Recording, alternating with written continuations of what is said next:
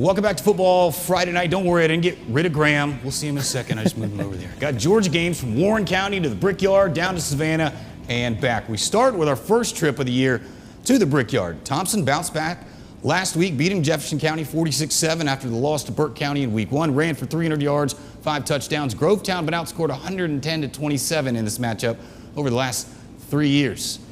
Defending state champions. Starting to find their groove. Grovetown looking to improve to 2-1 behind the senior quarterback, Amari Clark. Bulldogs, though, jumped out to a 24-0 lead at halftime and weren't looking back. Jakias Jones, all CSRA comeback player of the year last year. Terrion Hunt for the touchdown. Big play. We put Thompson up 31-0 in the third. Warriors looking to find some answers after Thompson hot start. Grovetown gonna move the chains with a run from Amari Clark, but just wasn't enough. Thompson was all over it tonight. They throw a shutout at the Brickyard, 38-0. Big rivalry matchup in Columbia County. For more, told you, here's our buddy Graham Lee. Hey, Graham. Yep. Hey, Brendan. Well, both these teams went into this game looking for their first win of the season. After a bye week for the Knights, they traveled to the Wolfpack tonight for a Columbia County showdown. First home game of the season for the Wolfpack. Greenbrier, led by head coach, of course, here he is, Tony Kramer. The Knights with their head coach, Barrett Davis. And, of course, we got to talk about the big fella Alabama commit, Mason Short. No score in the first quarter, so we'll take you to the second. Wolfpack have the ball at the 18-yard line. And look at this run from Cole trucking through that Evans defense. And that's how the scoring began. Knights will get the ball back here. Brandon Mims in the Wildcat. He'll get the first down to the 5-yard line. And a few plays later, Mims. Here he is again with the Wildcat. From 5 yards out, he's in for 6. And the Knights pull it out in a close one, winning this one 22-21. And they'll host Burke County next Friday. Now to Augusta Christian, the Lions hosting Hephzibah tonight. The Rebels really wanting a win after a losing 16-13 at Laney last Friday. There's head coach Daniel Dorsey and Telly Johnson. Hey, we'll get him here in a second. 19 seconds left in the first half. Rebels at midfield. Jamar Gant rolls right and airs it out down the field, and he finds Antonio Heath. Yes, Brendan, what a catch. He keeps his feet in bounds. It takes the officials a second, and they confirm the call. Look and out. A few plays later. Look out. Yeah. Watch out. Freight train coming. Boom. In the end zone. 42-7. And just look at this replay. He just knocks his socks off. I mean, that's one of our top plays for sure, Brendan. So 42-7, and that ended up being the final. They'll host Tottenham County next Friday. Greenbrier had Evans on the ropes, huh? Over at ARC, what they cooking up?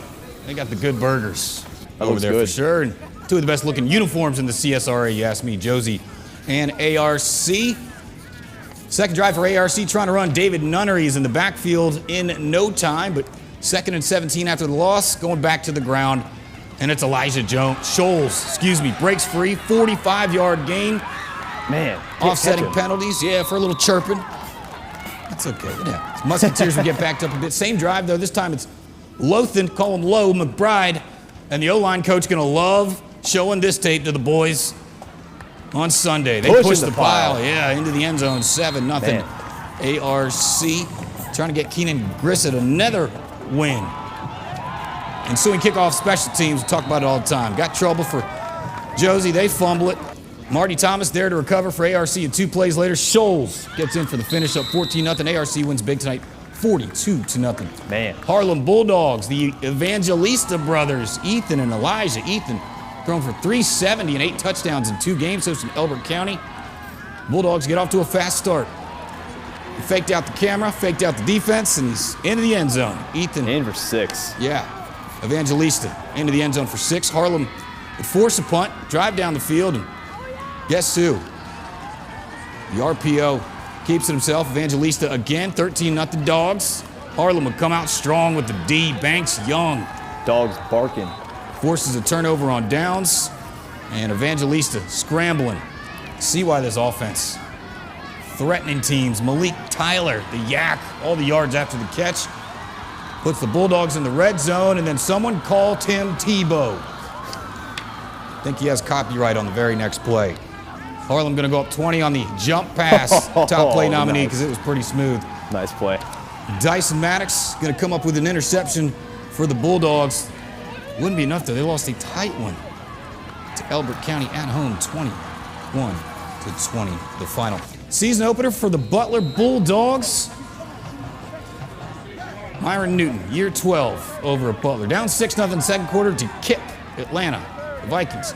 Going for it on fourth down. Ricardo Collier there for the pick. Ensuing drive for Butler. Tavares, Josie finds a seam right up the middle. Look out for the man in the white helmet. That's the first down near midfield. 2nd and 6 from the 45. Stick with the run game. Andres Garner breaks free on the toss right. Gets some good blocks. 25 yards to the 25. Fired up, but that drive would stall. And this is just a montage. I want to give a shout out to Travis Blunt. This kid, linebacker, was in every play that I saw in the second quarter. So Butler falls, just a montage of his tackles. 19-8 to Kip.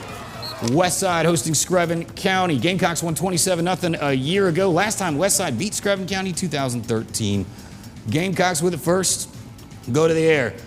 Gatlin Scott to Corey Grant. Nice gain, but fumble. Fumble. Yeah, Westside all over it to recover. And ensuing drive in the red zone. Jarius Ogden keeps it himself to the goal line. They would punch it in on the next play, so it's 7-0. Westside with it again, pinned on their own 16. Janarion Kamga taking the handoff. He's gone. No, he's almost gone. Almost gone. That's why he gone. You got to be careful, Graham. 70 yards, stopped just shy of the end zone. Same drive, though. Ogden puts it in. Extra points good, 14-0. Gamecocks still fighting, though. Scott finds Grant in the end zone for 6. Extra point good, 14-7. Pats at halftime. Westside wins it. It's been a while over Screven, 28-16.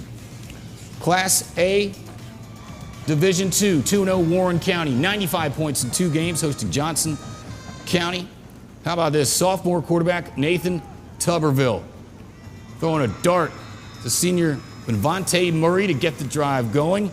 Murray's a multi-positional athlete, plays both sides of the ball. A lot of the 1A, 2A, 3A kids do.